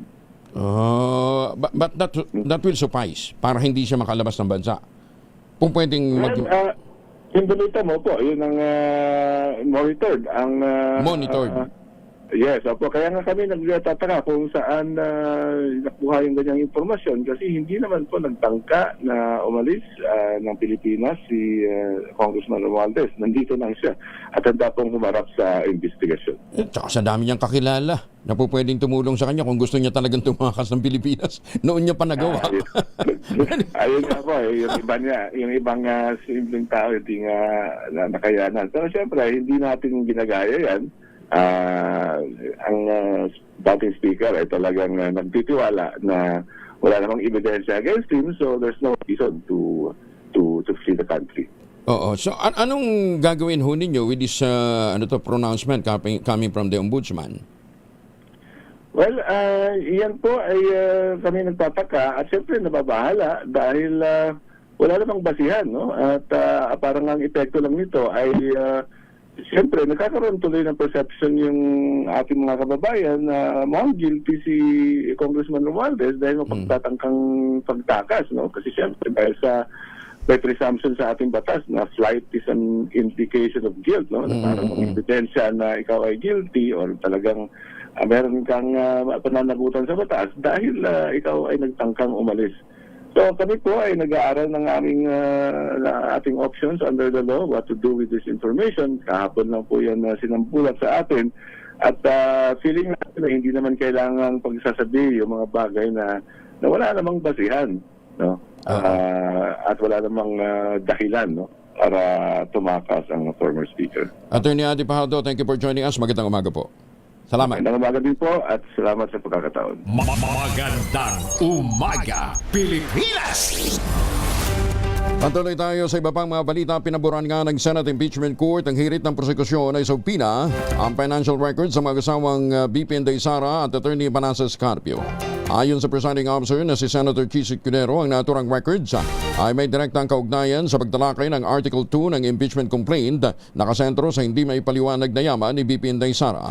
Yan man, limitado lamang ang naturang subpina sa peso-dominated bank accounts, hindi ang foreign currency deposits ng dalawa. Kaugnay nito, inisyuhan ng subpina ang ilang banking institution at Anti-Money Laundering Council para hinga ng records ng mag-asawa, low partnership na Carpio Lawyers at 19 na corporate entities na iniuugnay sa kanila. Pinayagan din ng korte ang request ng prosekusyon ay subpina ang tax records ni BP Inday Sara mula sa Bureau of Internal Revenue. Inatasan din ang mga kukulang bangko, ganyan din ang BIR at ang AMLAC na isimite ang hinihinging dokumento sa impeachment court sa July 30, ganap na alas 9 ng umaga. Samantala, House Prosecutor Chel Jokno binahagi ang sekreto sa kalmadong pagharap sa Senate Impeachment Court. Detalye na balita mula kay Manang Milky Rigonan, RH12. Manang Milky. Natural na kalmado, ito ang description ni House Prosecutor Chel Jokno sa kanyang sarili sa tanong kung bakit napaka-cool niya sa pagharap sa Senate Impeachment Court. Sa aking panayam, sinabi ni Jokno, malaking tulong ang kanyang karanasan sa pagharap sa mga hearing sa Korte Suprema. Ang kay Jokno, hindi biro ang humarap sa 15 maestrado ng Supreme Court na ang isang mahirap na recitation. Sabi ni Jokno, magandang experience ang pagharap niya sa Korte Suprema na naging daan para mapaghandaan ang impeachment trial. Narito si House Prosecutor Chel Jokno. Siguro dahil sa aking karanasan, dahil nakailang beses na akong humarap sa Supreme Court, sa tingin ko yun yung pinakamahirap na recitation dahil may 15 justice ng court ang nagtatanong sa atin. Kaya maganda po siyang experience bago nitong impeachment trial. Okay. Dahil nakascore sa issue ng subpoena sa bank at tax records ni Vice President Sara Duterte, sinabi ni Jokno magsasalbing inspirasyon ito sa prosecution team para pagbutihin ang kanilang trabaho para mapanagot ang Vice-Presidente. Ako si Milky Rigonan, nagulat para sa DZRH, una sa Pilipinas, una sa Pilipino. Salamat Manang Milky. Iniimbestigahan na ng National Bureau of Investigation ng Manoy Ghost Flood Control Project sa Taguig City. Nabalwarte naman ni Senator Alan Peter Cayetano. Kinumpirma ito ni NBA Director Melvin Matibag kasunod ang pahayag ni Senator Ping Lacson na nagbibilang na siya ng mga testigo at mga informants laban kay Senator Alan upang mailagay din ito sa Quezon City Jail na anya'y dapat itong paglagyan. Ayon pa kay Matibag, gumugulong ng kanilang pagsisiyasat para masilip kung may ghost projects nga sa lungsod. Matatanda ang pinuna ni Cayetano ang NBI kamakailan dahil sa pag-iimbestiga nito sa umano'y mga irregularidad sa 2019 Southeast Asian Games na hinost ng bansa. Kinikusyon din ni Senator Alan na siyang nagsilbing chairman ng Philippine Southeast Asian Games Organizing Committee noong 2019 ang anyay timing ng investigasyon ng NBI. Ilang araw bago ang nakatagdang pagharap ni Matibag sa impeachment court ngayong Martes. Hintayin ho natin kung anong magiging findings ho ng investigasyon. Ano, ha? Pero sana nga, huwag namang makalimutan yung iba pang mga sangkot din ho sa flood control. Gaya halimbawa, nung may-ari ho ng Legacy, Si Alex Abilido. Alam ba ninyo na unang-una itong ayon ho sa ating natanggap na impormasyon, pick up, pakikorek ho kami, pero ang impormasyon nalip na daw ho yung suspension ng lisensya ng Legacy Construction. Aba! Bagyo. Kasama ito doon sa 10 pinangalanan ng Pangulo nung siya ho humarap sa taong bayan para sa kanyang State of the Nation address. Tatandaan nyo to? Mahiya naman kayo. Ayun, kasama dyan yung Legacy Construction ni Alex Abilido. Pero ngayon, nanguna siya sa mga lifted sa suspension ng pickup. Ayan. Bakit kaya? Bagay, sabi niya nga, ang kasalanan niya lang naman daw, maganda ang kanyang asawa. Ayan, yung kanyang kinakatuwiran. Pero hindi yung nababanggit. Hindi na rin nababanggit yung yung magkapatid niyang Yap. Di ba si Eric Yap, chairman siya dati ng Committee on Appropriation. Tapos pinalitan ng kanyang kapatid. Ayan, di ba nililink sila doon sa sa rock netting. Na bilyon-bilyon din ang inilaang pondo, pero kung hindi man go substandard. Ayun, bakit nga ba hindi na sila nababanggit, Dahil ba sa may mga padrido silang tonto? Ayan, o dahil sa 5 baka. Pananakit ng mga Chinese Coast Guard sa isang tauhan ng Philippine Navy, kinuntinaan ni Senator J.B. Ejercito. Detalye na balita mula kay Raymond Dadpa sa RS28. Raymond, good morning. Maring kinundinan ni Senador J.B. Ejercito ang panibagong pananakit ng mga tauhan ng China Coast Guard sa mga tauhan ng Philippine Navy sa Ayungin Shoal. Ginagampanan lang ng ating mga sundalo ang kanilang tungkulin sa teritoryong sakop ng Pilipinas nang sila ay pagpapaluin. Ayon kay Ejercito, doble kayod ang China Coast Guard sa panghaharas at pananakot mula sa desperadong pagpapakalat ng AI propaganda hanggang sa pisikal na pananakit matapos ang paggunita sa UN arbitral ruling pabor sa Pilipinas nitong nakalipas na linggo. Para kay Ejercito, kaya bumabawi sa dakas ang mga tauhan ng China Coast Guard ay dahil mahina sila sa batas. Nanawagan ito sa Department of Foreign Affairs na agad iakyat ang insidenteng ito sa international community at gamitin ang lahat ng diplomatic at legal means upang panagutin ang China sa patuloy nitong paglabag sa international law. Diin ng Senador buo ang kanyang suporta sa Department of National Defense sa pagtiyak na mabibigyan ng sapat na tulong ang Philippine Navy, lalo na ang sugatang tauhan. Sabi ni Ejercito, hindi mababago ng pananakot ang katotohanan. Atin ang West Philippine Sea. Ito si RH28, Raymond Dadpas para sa DZRH, una sa Pilipinas, una sa Pilipino. Maraming salamat, Raymond. Balita, bagong impormasyon, kasama si Kuya Angelo Palmones. Magandang umaga, Pilipinas! Bahagyang tataas ang inaasahang salary increase sa bansa sa 2027. Batay sa Salary Budget Planning Report ng Global Advisory Firm na WTW, tinatayang aabot ng 5.1%, hindi 51, 5.1% ang magiging aumento ng sahod sa susunod na taon. Mas mataas ito kaysa sa 5% increase ngayong 2026 at sa projected salary hike ng Asia Pacific na 4.9%. Ayon sa WTW, mas mataas din kumpara sa Malaysia na nasa 4.7%, Thailand 4.6% at Singapore 4%. Ang naturang pagtaya batay sa survey na isinagawa mula Marso hanggang Mayo, nilahukan ng mga kumpanya mula sa 156 countries, kabilang ang 408 organization mula naman sa Pilipinas. Kaya ho ang mga MSMEs umiiyak na. Dalawang primetime king na sina Dingdong Dantes at Coco Martin nagkita sa ginanap na pagtitipon ng League of Filipino Actors. Detalye ng balita mula kay Gorgie Rula. Gorgie, good morning! Marami ang natuwa sa mga taga-movie industry nang magkita ang dalawang primetime king na sina Dingdong Dantes at Coco Martin. Nangyari ito sa pagtitipon nga ng grupong aktor League of Filipino Actors na kung saan si Dingdong ang founding chairman. Si Coco naman ay bagong miyembro at meron silang pinag-uusapang proyektong ideya ng aktor. Pinatunayan nilang hindi magkatapat ang kanilang programa at pwede silang magsama para sa movie industry at mga kasamahang artista. Nag-post si Dingdong sa kanyang Instagram account na ang sabi nito, magkaiba man ang kanilang programa, ay isa naman daw ang kanilang layunin para lalong palakasin ang industriya. At nag-post din si Coco sa kanyang Facebook account na nagpahayag siya ng sobrang respeto kay Dingdong. Nagpasalamat siya sa pagmamahal at dedikasyon sa industriya at nagpahayag siya ng suporta sa lahat ng ginagawa ng grupong aktor. Ang dalawang programa ni Dingdong at saka ni Coco Martin ay magkatapat.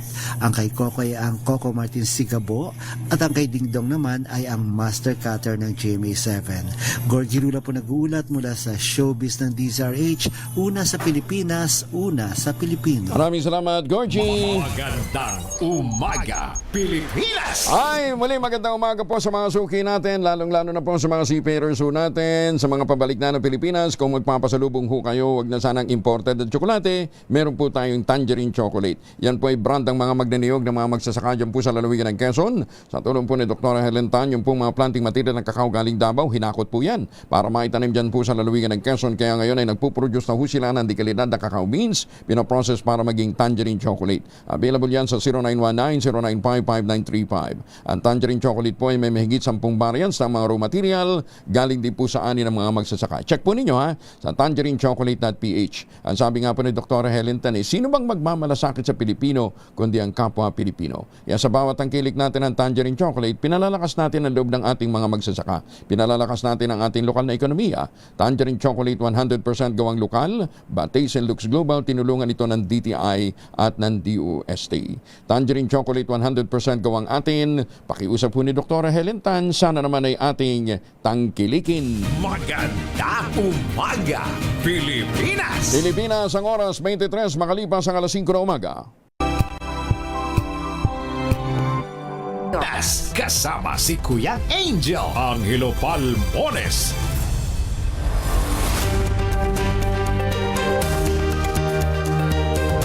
Makalipas ang alas 5 ng umaga, itinanggi ni Senator Robin Padilla ang paratang na hindi siya sumunod sa utos ng Office of the Ombudsman para magsumite ng counter-affidavit sa reklamong obstruction of justice laban sa kanya. Kaugnay ito ng umano'y pagtulong ni Padilla kay Senator Ronald Bato de la Rosa na makalabas ng Senado sa kabila ng warrant na inilabas ng International Criminal Court o ICC. Sa pagdinig ng impeachment trial ni Vice President Sara Duterte, iginiti Padilla, hindi naman totoo ang alegasyong binaliwala niya ang ombudsman. Ayon sa senador, bagamat hindi siya sumasang-ayon sa ICC, nagsumite pa rin siya ng counter-affidavit bilang paggalang sa Office of the Ombudsman. Ipinakita rin ni Padilla ang orihinal na kopya ng kanyang isinumiting counter-affidavit bilang patunay na tumalima siya sa proseso. Nakakalungkot po ito sapagkat hindi po ito totoo. Inaamin ko po sa inyo kung ICC lang, hindi po talaga ako susunod. Hindi ako magpapasakop sa ICC. Pero dahil ginagalang ko po ang ombudsman, dahil siya po ay aking kaibigan na itinuturing, dahil nagkaroon na po kami ng napakahabang kwentuhan sa aking opisina nung siya po ay kalihim ng hustisya, nag-file po kami. Ito po, hawak ko po ang original. Dahil sa akin po, importante ang original.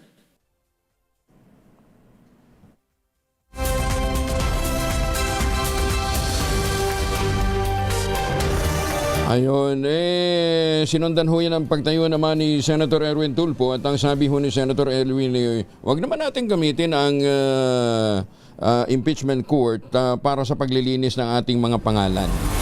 Ayun, sabi niya, dami naman dyan, pwede sa press con, pwede doon sa, sa ibang hearing ng Senado, ayun.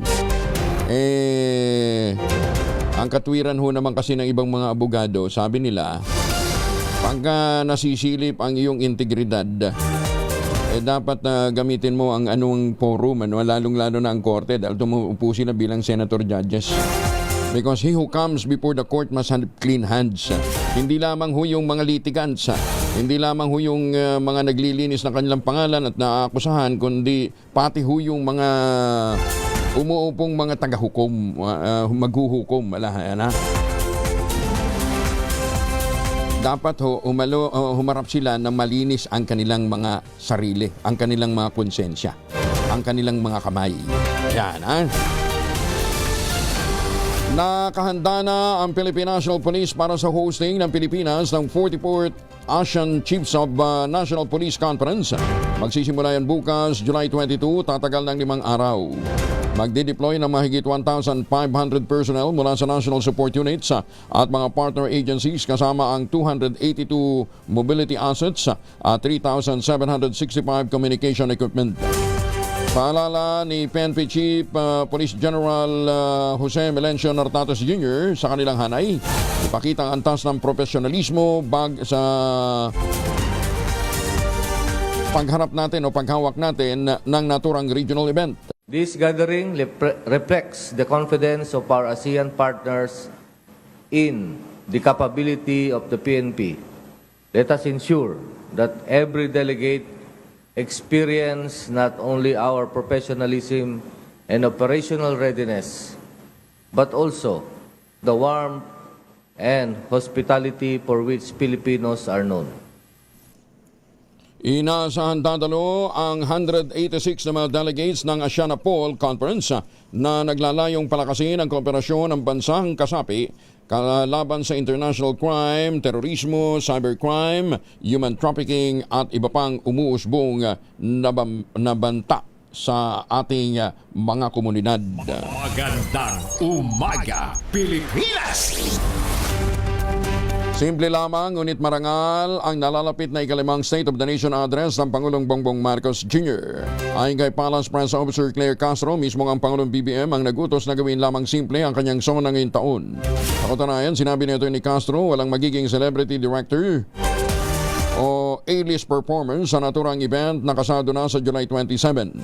Pinanggit din ni Castro na hindi o na may napili na ang Pangulo na awit ang national anthem para sa SONA 2026, ngunit naman muna itong pangalanan.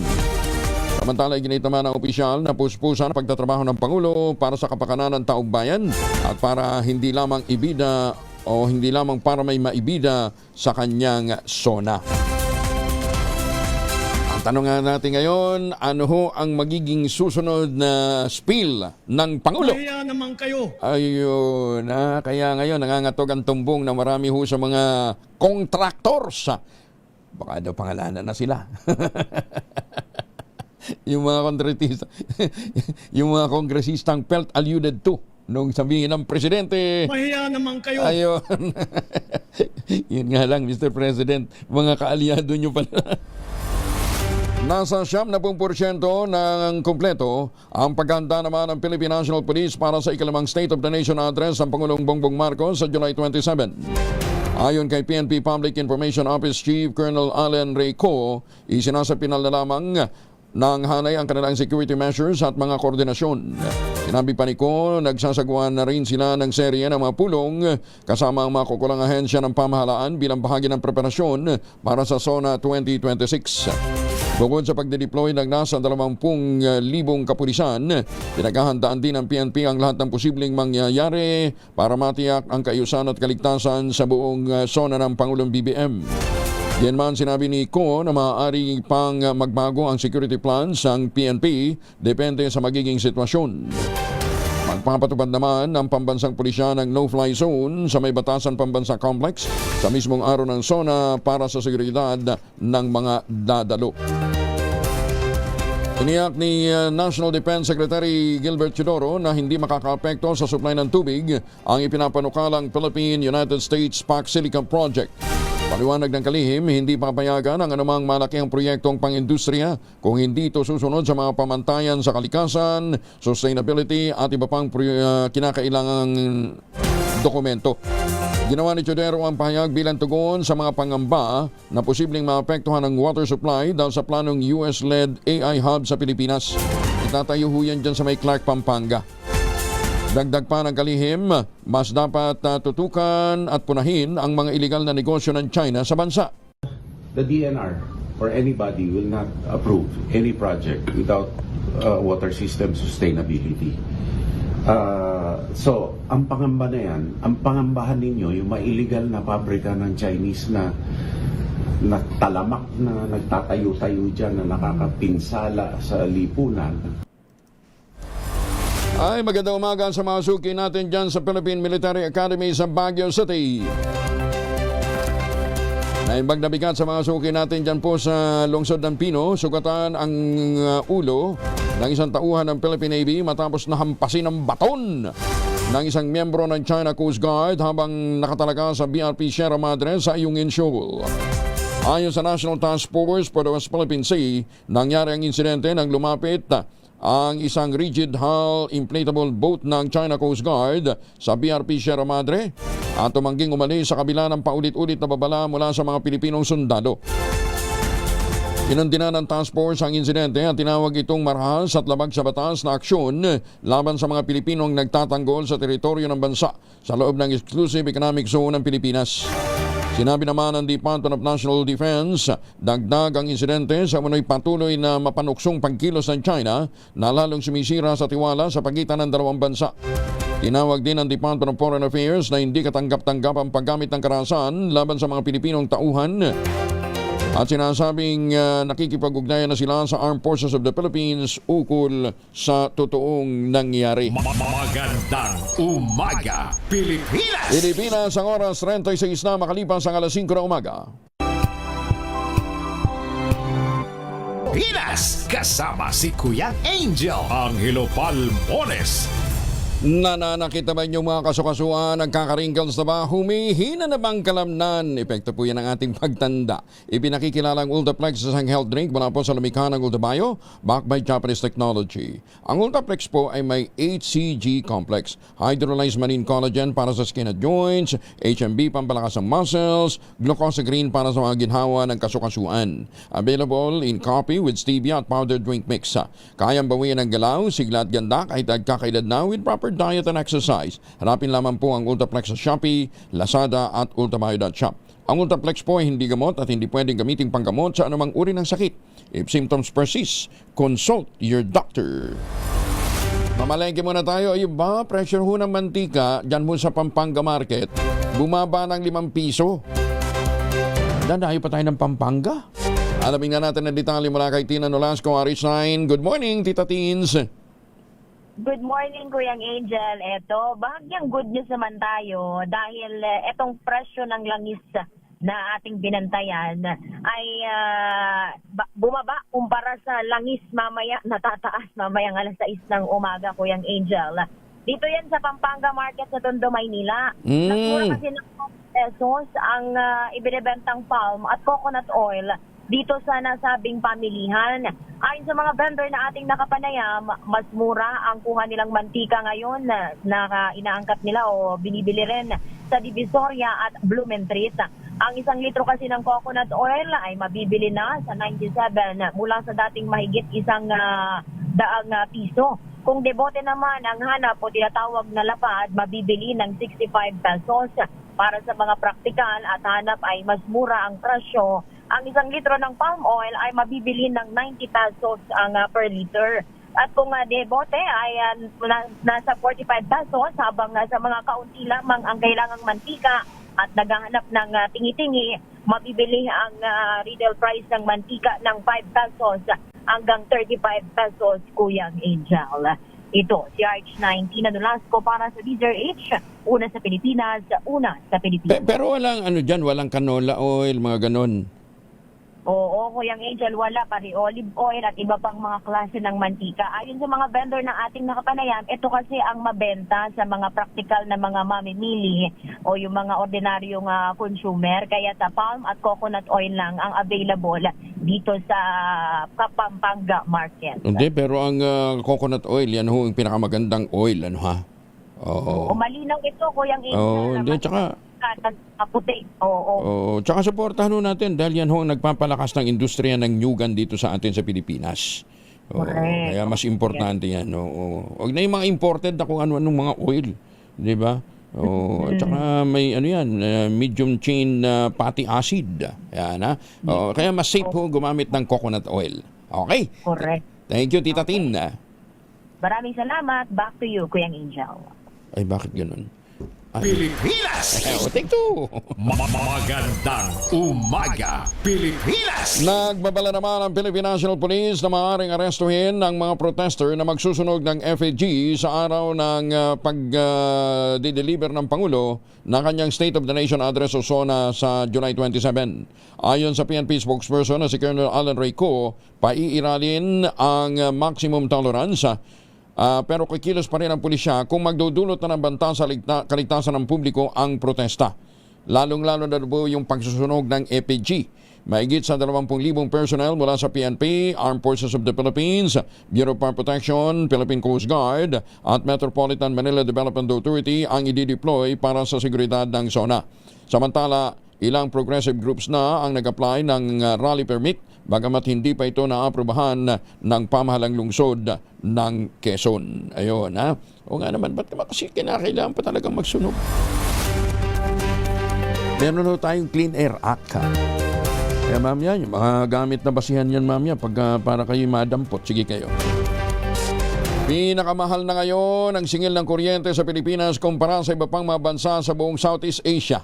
Ako magaling ho tayo Di ba? Oo, ayaw natin ng nuclear technology, di ba? Ayon sa Department of Energy, umabot na ng 12 pesos and 43 centavos per kilowatt hour ang karaniwang singil sa kuryente noong Hunyo, mas mataas ng 9 na sentimo kumpara sa average rate ng Singapore.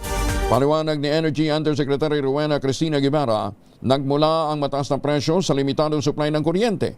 Lalo na sa Visayas kung saan ilang power plant ang nagkakaroon ng aberya at napapilitang gumamit ng mas mahal na pinagkukunan ng enerhiya. Babala ng DOE, posibleng tumaas pa ang singil sa kuryente sa mga susunod na buwan dahil sa patuloy na pagmahal ng presyo ng langis, bunsod ng tensyon sa gitnang silangan. Dahil dito hinimok na Energy Secretary Shannon Green ang mga consumer na magtipid sa paggamit ng kuryente upang mabawasan ang pangangailangang gumamit ng mas mahal na pinagkukunan ng elektrisidad. Kaya marami ho sa mga probinsya nagmahal ang uling. Mataas ang presyo ng LPG. O di ship na sila ngayon sa uling. Ito ngayon ang nakakatakot dahil nga po sa alam naman natin kung saan ang gagaling yung uling. Kung hindi subaon ng nyug doon sa mga nagkokopra, galing po sa mga inuling na kahoy, na punong kahoy. Saan ba kinukuha ho ng mga mag-uuling yan? Di ho sa mga bundok. Ano hong pinuputol nila? Yung mga secondary growth na mga puno. Diba? Yung mga puno na dapat sana mag-absorb ng tubig kapag bumabaha, pagka malakas ang ulan, pinuputol ho nila. So anong nangyayari? Wala nang mag-a-absorb ng tubig doon sa bundok dahil pinutol ho yung puno, ginawang panggatong, ginawang uling. So saan pupunta ang tubig? Run off. Yun ho yung dahilan kung bakit nagkakaroon ho tayo ng mga flash flood. Umaga, Pilipinas! Ano ba ako? Parang naninibago ako dito sa mga gadget, sa mga pinipindot natin, ha? CICC at PT POMS nagsanib puwersa para pigtingin ang proteksyon ng media laban sa cyber attack. Detalye ng balita mula kay Bal Gonzales sa RH5. Bal, good morning. Good morning, Kuya Angel. Lumagda sa isang partnership ang Cybercrime Investigation and Coordinating Center o CICC at Presidential Task Force on Media Security o PTFOMS para palakasin ang proteksyon sa mga journalist laban sa mga banta sa cyberspace, panghaharas sa online at iba pang uri ng digital attack. Sa ilalim ng nilagdaang Memorandum of Agreement, magkakaroon ng coordinated system para sa referral, monitoring at investigasyon ng mga cybercrime cases na kasangkot ang media workers habang itinataguyod ang press freedom. Ayon kay CICC Undersecretary Aboy Paraiso, mahalaga ang papel ng mamamahayag sa demokrasya, kaya kailangan maproteksyonan ang mga ito sa gitna ng lumalalang mga banta sa digital space. Aniya, hindi dapat maging venue ang cyberspace para patahimikin ng mga nagbubunyag ng injustice, krimen at korupsyon, kaya walang dapat na matakot sa kaligtasan dahil lamang sa trabaho. Sa ilalim ng kasunduan, magsisilbing focal point ang CICC sa digital forensics, cyber intelligence at technical support habang makikipagtulungan ang PTPOM sa media organizations, LGUs at civil society para sa capacity building at cyber awareness programs. Ako si Bal Gonzales, DZRH, una sa Pilipinas, una sa Pilipino. Maraming salamat, Bal. Ay, magandang umaga kay Ma'am Ruby Diasis dyan po sa Land Bank, Bohol Avenue Branch. Ambassador Harry Amping, good morning. At sa mga suki nating mga justices, si Justice Max De Leon, si Justice Sener Guito ng Sandigan Bayan, Justice Raul Villanueva ng Korte Suprema. Magandang umaga din po kay Ma'am Sally at saka kay Chief Justice Alex Gesmundo. Mayor Senny Mendoza dyan sa Talisay, Batangas, good morning. At kay Kaador Plato. Magandang umaga, Pilipinas! 9 na minuto na lamang bago mag-ACS ang umaga. Magandang umaga, Pilipinas! Isa pa sa mga tututukan natin ngayong araw nito, sino ang susunod na magiging hepe ng Armed Forces of the Philippines? Retirement day ngayon ni AFP Chief General Browner. Detalye ng balita mula kay Jel Paro sa RH52. Jel, good morning. Kuya Angel, formal nang magre-retiro si General Romeo Browner Jr. bilang ika-60 Chief of Staff ng Armed Forces of the Philippines ngayong Martes mismo, Hulyo 21. Batay sa abiso ng Malacanang, maging ng AFP Public Affairs Office, isasagawa itong change of command ceremony sa Lapu-Lapu Grandstand sa Camp Aguinaldo sa pangunguna mismo ng Commander-in-Chief si Pangulong Bongbong Marcos mamayang hapon. Maliban sa pagiging unang AFP Chief na kukumpleto sa fixed 3-year term, inilarawan ni Defense Secretary Gilberto Teodoro Jr. si Browner bilang mahusay sa pagpaplano at pag-execute, lalo na sa pagkipag-alyansa at pagtutok sa external defense wala sa internal security. Ayon sa kalihim, ito ang dapat taglayin ng bagong hepe ng militar at hindi lang siya dapat basta matapang lang. Pakinggan natin si DND Secretary. Hindi dinadaan sa tapang yan eh. Nasa pag project management yan at saka execution ng mga plano. So engagement sa mga counterparts, no? Kasi alliance natin malaki. So kailangan ang susunod na Chief of Staff magaling magpatakbo ng mga bagay-bagay. Tumanggi naman si Secretary Teodoro na banggitin kung sino ang papalit kay Browner, pero sabi ng DND Chief, pag-uusapan nila ng Presidente Marcos ang posibilidad kung kukunin agad pabalik sa gobyerno ang magre-retirong general. Ako naman si Edniel Parrosa, DZRH, una sa Pilipinas, una sa Pilipino. Pero sino mga contender, Edniel? May mga maugo, Kuya Angel, gaya ng kasalukuyang Army Chief, si General Naparrete. Si Naparrete. At ilan pa sa mga high-ranking din mismo na current officials ng Camp Aguinaldo. Pero even yung shortlist, Kuya Angel, ay kung mapapansin nyo, normally, a day before ng change of command, inaanunsyo na yan ng palasyo o lumalabas ng shortlist. Pero ngayon wala pa rin, Kuya Angel. Mahirap na dahil baka ma-PNP din sila. Nag-ready na yung papalit pagkatapos iba pala yung uupo. Sige, abangan na lang natin mamaya. Balik sa iyo, Kuya Angel. NBI Chief Matibag handang harapin si Senator Cayetano sa pagtestigo nito sa impeachment trial ngayong araw. Detalye mula kay Giselle Ricaport, RH15. Good morning, Giselle. Good morning, Kuya Angel. Nakahanda si National Group Investigation Director Attorney Melvin Matibag na harapin si Senator Alan Peter Cayetano sa pagtestigo niya sa impeachment trial mamayang hapon. Ayon kay Matibag, palagi naman siyang nakahanda at nais siyang makita yung senador sa gitna ng kanilang World War ngayon. Binanggit pa niya na galing sila sa iisang law school at sa katunayan, nagkikita pa nga sila sa hallway ng universidad doon. Sabi ni Matibag, pawang nakabatay sa ebidensya yung kanyang sasabihin sa impeachment court mamayang hapon. Inaasahan na magbibigay ang direktor ng karagdagang detalye at impormasyon sa claim ng pangalawang Pangulo na may kinausap siyang hitman laban kay Pangulong Bongbong Marcos Jr.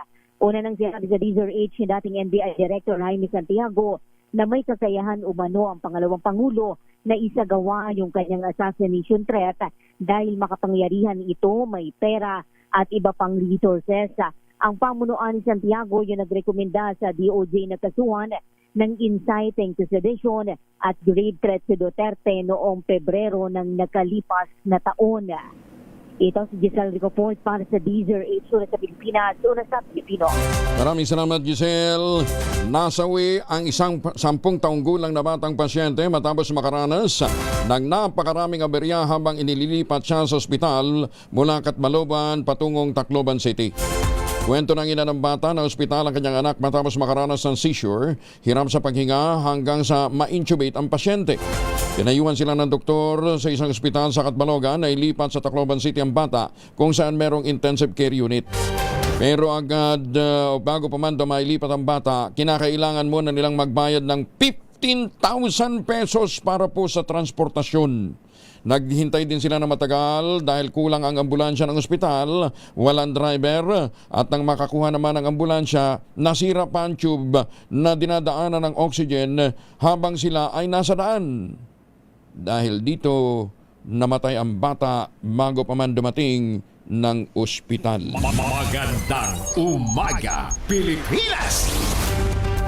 Magtanim ng kawayan para sa kalikasan at kabuhayan. Kuya Angel po, si Angelo Palmones, nag-iiwan sa inyo ng isang magandang umaga.